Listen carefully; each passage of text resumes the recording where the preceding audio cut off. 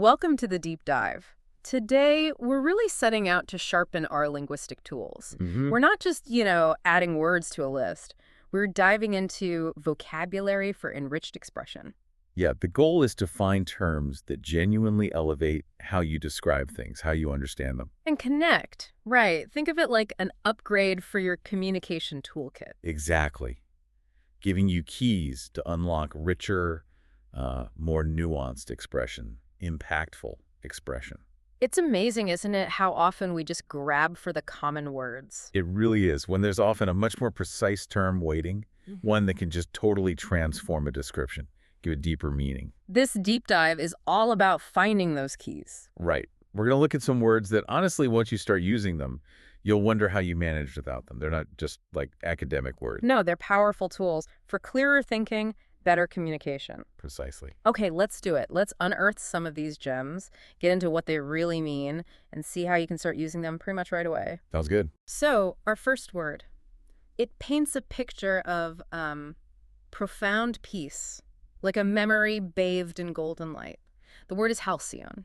Now, the basic meaning, it denotes a time that was calm, peaceful, happy, but it feels like there's more to it. Oh, absolutely. The real power of Halcyon, I think, comes from how it evokes this specific, almost idyllic quality of serenity. Okay. It's not just quiet or, happy in a fleeting way. It suggests an era of just untroubled bliss, a time that felt really fortunate, free from upset. Ah, okay. Often tied to memory then. Very often, yeah. Yeah. It gives it this nostalgic, almost sort of mythic perfection, like a sun-drenched, perfectly still pond, maybe, a moment of pure, undisturbed calm. That's a lovely image. It really does go beyond just the good old days, doesn't it? Makes it sound almost ethereal. It does. I was thinking about that example you often see. She often reminisced about the halcyon days of her childhood. Right. That's not just remembering being happy. It's a specific kind of happiness. Worries felt far away. Joy was pure. Life felt balanced.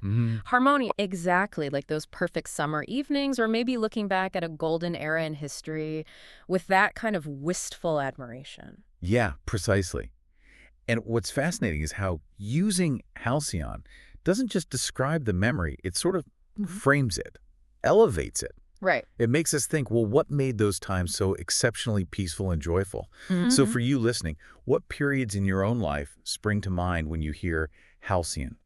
Maybe a specific year, a season, a time before certain responsibilities kicked in. Yeah. Thinking about those moments, maybe even giving them the specific name, might help you not just appreciate them more clearly, but maybe even spot and cultivate similar conditions now. That's a great point. Makes you want to seek out those little halcyon moments in the everyday. It does. Okay, building on that idea of understanding and navigating life, let's pivot to a quality we all admire, something that separates, surface knowledge from real insight. The word is sagacious. Simply put, it means having or showing good judgment, wise. And that simple definition is just the start, really, because sagacious goes way beyond just being intelligent or knowing a lot of facts. Right. It implies a deeply practical wisdom, discerning, often something forged through real experience, which allows someone to make really sound decisions, especially when things get complex or ambiguous or just plain difficult. So it's not just knowing what to do. No, it's understanding why it's the right thing. Yeah. Having the foresight, maybe, to see consequences. Often having the moral compass, too. Ah, okay. Insight, discernment, maybe a bit of prudence. That's a good way to put it. Insight blended with discernment. It makes me think of that leader who doesn't just react, but really gets the currents beneath the surface. Exactly. Like that classic example. The sagacious leader guided his people through difficult times. This leader wasn't just book smart or good with data. Their decisions were rooted in something deeper, right? Understanding people, history, potential outcomes. Yes. They earned trust not just by being clever, but by showing consistent, sound judgment, often leading to the best possible results in tough situations. Seeing the chessboard several moves ahead. Precisely. And today, when we're just bombarded with information and quick takes, Tell me about it. true sagacity feels incredibly valuable. It's what separates a quick-witted comment from a genuinely thoughtful strategy. That's a great distinction. So when you meet someone whose advice just consistently cuts through the noise, or who offers perspective that clears things up. Or just makes remarkably good calls again and again. Yes. Sagacious is the word that really nails that quality. It's a high compliment, And for good reason. It suggests a depth of wisdom that inspires confidence, points the way forward, even when things are foggy. Clarity of thought, impact of action. Love it. Okay, so from the clarity of sagacious judgment, let's dive into the other end. Situations so complex they feel, well, overwhelming. Right. Our next word, labyrinthine. Core meaning. Complicated and intricate, like a maze. And what's so powerful about Labyrinthine is that immediate visual it creates. It's Totally. Winding, confusing. almost inescapable paths. Yeah. But its real usefulness goes way beyond just physical places. How so? Well, think about describing abstract concepts, bureaucratic systems, even really convoluted arguments that are just so tangled, they feel impossible to navigate without getting totally lost. Ah, I see. It speaks to a complexity that's frustrating, disorienting. Yes, almost designed, you feel sometimes, to make you lose your way. I can picture it from that example. The old city's labyrinthine streets left tourists completely lost. Perfect example. You're not just lost, you're bewildered. Unexpected turns, dead ends everywhere. But then apply that to, say, the tax code today. Oh gosh, yes. Endless clauses, cross-references doubling back, or some company's internal approval process, 5 signatures, non-linear order. Been there. Or even a really intricate novel plot. Multi-layer, you're constantly trying to piece things together. Exactly. In all those cases, Labyrinthine just perfectly captures that feeling. Tangled, bewildering, incredibly hard to figure out or move through. It's more than just complicated. It's actively disorienting. It takes real mental effort just to start untangling it. Right. And it's interesting how often we encounter systems that feel labyrinthine, whether they were designed that way or just sort of evolved into it. Yeah. It points to maybe a lack of clarity or just an overwhelming amount of stuff poorly organized. So the word helps articulate the nature of the difficulty. Precisely. So for you listening, what in your professional life or personal life feels labyrinthine right now? Just identifying it as such, instead of just hard or messy, can help frame the challenge, acknowledges the confusion. And sometimes just naming the beast is the first step, right? Exactly. The first step towards figuring out how to navigate its complexity. Okay. Let's shift gears. From complexity to appreciation. Celebrating something fundamental. Beauty. Nice. Our next word, pulchritude. Simple definition. Physical beauty. Pulchritude. It's a word that immediately lifts the conversation about beauty, doesn't it? It does feel more formal. Yeah, it carries this more classical or academic weight compared to just pretty or beautiful. It's not really a casual compliment. Okay. It often suggests a grander kind of beauty, more artistic maybe, even philosophical appreciation of physical aesthetics. So beauty that's significant, noteworthy. Yeah, perhaps in a structured or harmonious way, Yeah. or something that stands out as exemplary. It has a certain gravitas, a deeper consideration of what makes something visually striking. I think the example makes that distinction clear.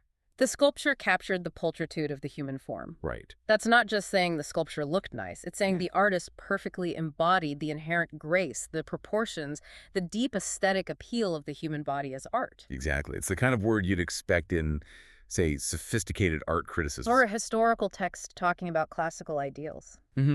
Or just really eloquent writing where you want to convey a deep, thoughtful appreciation, not just superficial attractiveness.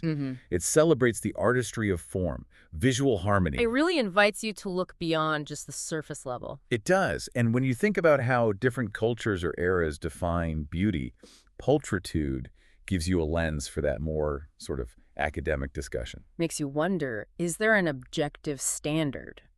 Or is it all subjective? Exactly. It prompts those questions. So next time you're describing something truly visually stunning, amazing architecture, a breathtaking view, a piece of art that just moves you. Consider reaching for pulchritude. Yeah. It adds that touch of sophistication, depth, shows you're observing beauty with a discerning eye, a thoughtful understanding, turns an observation into, well, an articulate statement of aesthetic value. I like that challenge. Makes me want to find something worthy of the word today.